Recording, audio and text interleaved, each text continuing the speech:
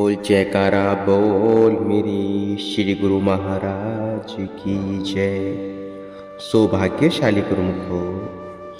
महापुरुष चेतावनी देते हैं कि हे जीव, जो तेरा अपना काम था उसको तो तू भूल बैठा है और बेगाने काम में लगा हुआ है।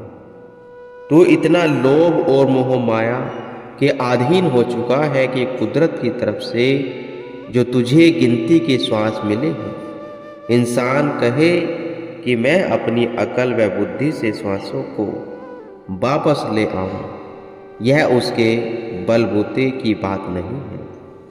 यह तो हाथ से जा रहा है, फिर किस बात का गर्व कर रहा है। वाणी में वर्णन भी आया है, जिस समय मालिक की भक्ति कर ली, जिस समय मालिक की भक्ति कर ली, नाम की कमाई कर ली, वही पल वह क्षण सकारत है। इसी से ही जीव सुख रूप होकर मालिक के धाम में जाता है। लाभ इंसान का अपना है, काम भी अपना है और कल्याण भी अपना है। महापुरुषों को जीवों के कल्याण में ही खुशी होती है। महापुरुषों को हर समय जीव के फायदे का ख्याल होता है। फिर जीव का अपना क्या फर्ज हो जाता है कि वह थोड़े से समय में ही अपना काम कर लेवे, और महापुरुषों की जितनी रचना होती है यह सब जीव कल्याण के लिए ही होती है, ताकि जीव अपने मकसद को भली भांति पूरा कर सके, और यही काम सबसे जरूरी है। इंसान संसार के जिन कार्यों को जरूरी समझता है वे सब तो दरअसल बेगाने हैं। जीव ने दिन रात मेहनत करके धन कमाया, महल मड़िया बनाए, रिश्ते नाते जोड़े, तो क्या अंत में ये उसके साथ जाएंगे? आप विचार करो कि जिनको इकट्ठा करने में दिन रात लगा दिया है वे भी साथ न गए, बल्कि जाते जाते समय दुख ही दे गए। महापुरुष फरमाते हैं कि एक मालिक का भजन ही अपनी सच्ची वस्तु है। सच्ची शब्द की कमाई करके, भजन करके अपनी मनुष्य देही का पूरा पूरा लाभ उठाकर अपना लोक और परलोक सवार ले। सब संगत इस दिव्य दृश्य एवं महापुरुषों के सत्संग प्रवचन अमृत का पान कर कृतार्थ होकर सत्पुरुषों के महान उपकारों का गान करने लगे।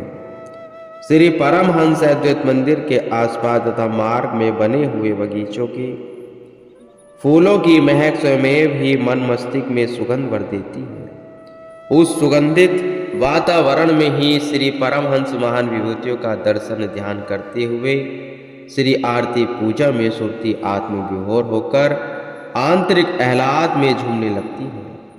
शांत एकांत स्थान में ऐसा लगता है मानो आत्मा दिव्य लोक में विचरण कर रही है। संसारी जीवों के लिए ही यह आत्मिक आनंद पाने का सर्वोच्चम ठिकाना बन गया है। महापुरुषों के कीर्तिम स्तंभ महिमा का यशोगान अमर अटल वह शाश्वत है। श्री सद्गुरु महाराज जी का परम धाम में केवल 2 दिन का ही सत्संग आयोजन होता है। उन्हीं 2 दिनों में दिल्ली, पंजाब, हरियाणा एवं यूपी प्रांतों के कई नगरों से गुरुमुख जन यहाँ आकर श्री दर्शन लाभ प्राप्त करते हैं। परम धाम आश्रम से 6 किलोमीटर की दूरी पर मुरैना लिंक रोड पुरानी छावनी में आंखों का विशाल चिकित्सालय खोला है। इसका उद्घाटन आपने 11 सितंबर सन 2009 को किया एवं इसका नाम श्री आनंदपुर ट्रस्ट धर्मार्थिक चिकित्सालय रखा। इस चिकित्सालय में आंखों के रोगियों के अतिरिक्त अन्य रोगियों की भी चिकित्सा की जाती है। इस चिकित्सा के शुभ मुहूर्त के समय आपने यह प्रवचन फरमाए कि यह जो अस्पताल बन गया है इसके लिए सब गुरुमुखों को और आम जनता को बहुत ही खुशी है। कि यह एक ऐसा अस्पताल बन गया है जिसमें सब लोग इलाज करवाकर शारीरिक आराम पाएंगे, और श्री मंदिर भी बन गया है जिसमें आत्मिक आराम पाएंगे और पूरा पूरा लाभ उठाएंगे।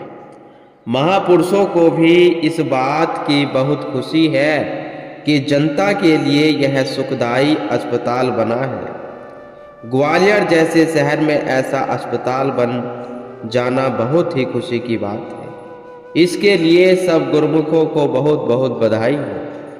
श्री आनंदपुर महान केंद्र का परमधाम आश्रम भी परमारथ का से लिए हुए हैं, जहां पर शास्त्रों दर्शनार्थों श्री दर्शन सत्संग का लाभ उठाकर माला माल हो रहे हैं।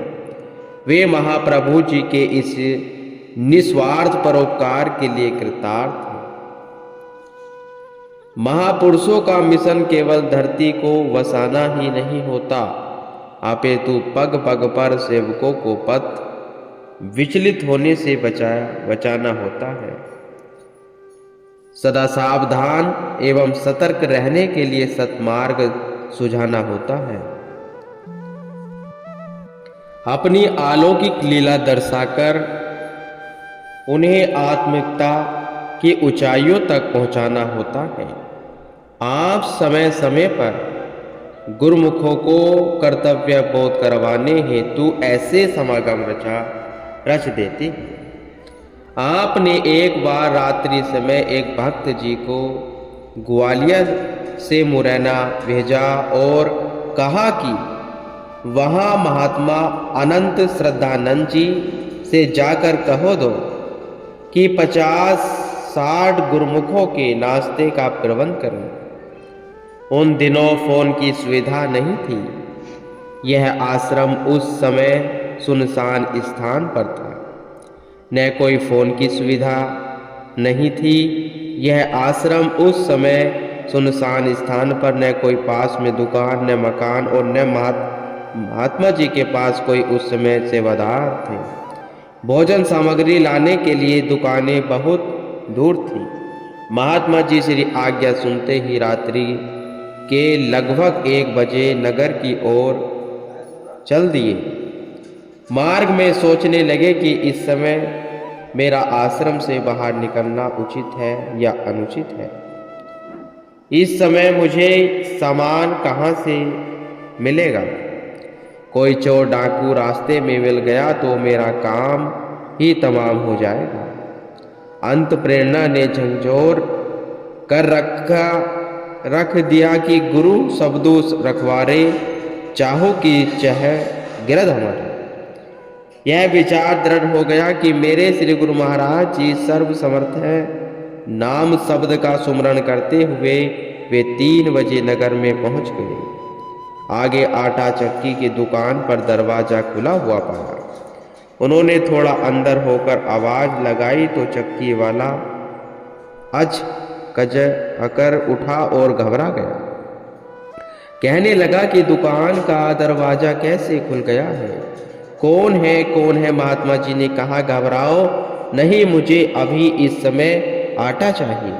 सोचने लगा कि हो सकता है कि संत सेवा का कार्य करने के लिए भगवान ने कोई करिश्मा किया हो। उसके जान में जान आई और कहने लगा कि जितना चाहो ले सकते हो। उसके पास 10 किलो आलू पड़े थे, उसने वह भी दे दिए और महात्मा जी के पास कोई सवारी का प्रबंध तो था ही नहीं। स्वयं ही सामान उठाकर आश्रम की ओर चल दिए। दोबारा घी मसाले आदि लेने के लिए कहा तो वापस पहुंचने में देर हो गई।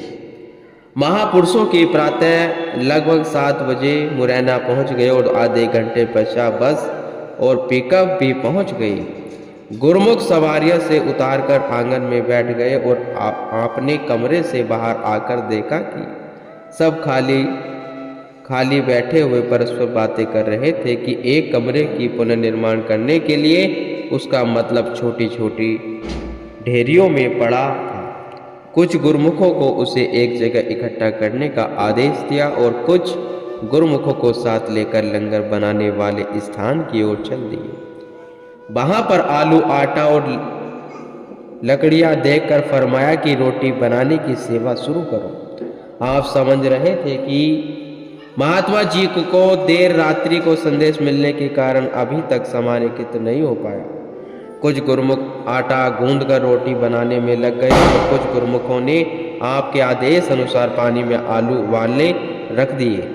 इतने में महात्मा जी भी से सारा सामान लेकर आ गए और आपने अपने कर कमलों से ही पतीले में घी और मसाले डाले। प्याज और टमाटर भी कच्चे ही काट कर डाल दिए और महात्मा जी ने दंडवत कर क्षमा मांगी और विनय की, आज तो सब्जी का कोई स्वाद ही नहीं होगा, क्योंकि मसाला बनाए बिना सब कुछ कच्चा ही डाल दिया। आपने फरमाया, महात्मा जी प्रेम और श्रद्धा से एकत्र गए सामान से बनी यह सब्जी तो इतनी स्वादिष्ट होगी कि जिसके जैसा स्वाद तो कभी चखा ही नहीं होगा। इसमें लगन, सेवा तथा श्री आज्ञा का भाव भरा हुआ है। लंगर तैयार हुआ। उधर डेरियों का सारा मलबा इकट्ठा हो चुका था। आपने भोग लगाया और सब गुरुमुखों ने भोजन कर लिया। आपने सब गुरुमुखों को वहां से प्रस्थान करने से पहले सामान बिठाकर वचन फरमाया, गुरुमुखों की वास्तविक पूंजी सेवा वह सुमरन है। गुरुमुख जहां भी जाते हैं समय को व्यर्थ न गवाते, अपने लिए सेवा का साधन खोजते हैं। महापुरुषों की रहनुमाई में यह जान ही चुके हैं कि एक क्षण मूल्यवान है। यदि कहीं सेवा न मिली तो भजन करें। यह प्रतिष्ठा सबने देख ही लिया कि यदि पूरे सामान के आने तक भोजन वह न बनाते तो कितना समय व्यर्थ चला जाता। अत्यधिक देरी हो जाने पर यात्रा में देरी से पूर्ण होती। गुरुमुखों को अपने समय का मूल्यांकन करते हुए हर क्षण हर पल सतर्क एवं सावधान रहते हुए भक्ति की अनमोल संपदा को एकत्र करना ही यही सेवक का वास्तविक कर्तव्य है। गुरुमुख।